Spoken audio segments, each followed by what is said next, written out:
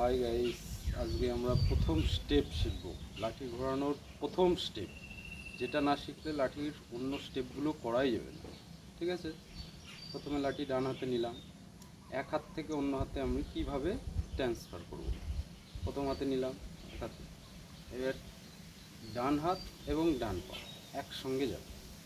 দেখো, ডান হাত এবং ডান পা, এই প্রথম স্টেপ। এইভাবে লাঠিও ঘুরছে এবং এই হাত থেকে এই হাতে ট্রান্সফার করলাম। আবার বাঁ পা এবং বাঁ হাত ঠিক এই একই রকমভাবে আবার দেখাচ্ছি। এই ডান হাত এবং ডান পা একসঙ্গে যাবে, বাঁ হাত এবং বাঁ পা একসঙ্গে যাবে। আর এই যে এখানে এই ট্রান্সফারটা যদি ঠিকঠাক আমরা না করতে পারি এই হাতের এক হাত থেকে অন্য হাতে, তাহলে লাঠি কিন্তু ছিটকে পড়ে যাবে, বারবার পড়ে যাবে। আর যখন এক জোরে স্পিড দেবো তখন আবার পড়ে যাবে। তো ওই জন্য এই এক হাত থেকে আর হাতে আবার দেখাচ্ছি। এই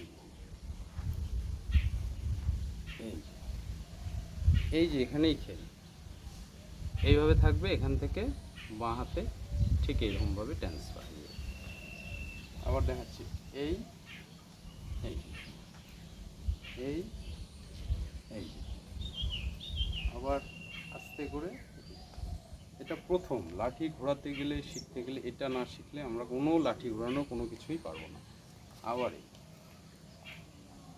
এই যখন এটা স্পিড দেব তখন তো স্পিড হবে। ঠিক আছে,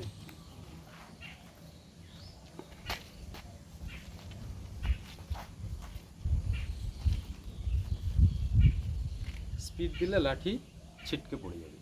যার জন্য প্রথম কাজই হবে আমাদের আস্তে করে এইটাকে বারবার প্র্যাকটিস করা। প্র্যাকটিসের উপরই হবে স্পিড। যত প্র্যাকটিস করব তত স্পিড হবে। এই আস্তে আস্তে করছি আমি, তোমরা দেখে নাও। ডান হাত ডান পা, ডান হাত এবং ডান পা একসঙ্গে। ঠিক আছে, এই যে আমি কীভাবে ট্রান্সফার করলাম এখানে, এই ডান হাত থেকে নিয়ে আস্তে করে এই দুই নখের মাঝখানে বাঁ হাতে আমি ছেড়ে দেব। ঠিক আছে, আবার দেখাচ্ছি। আবার অন্য হাত থেকে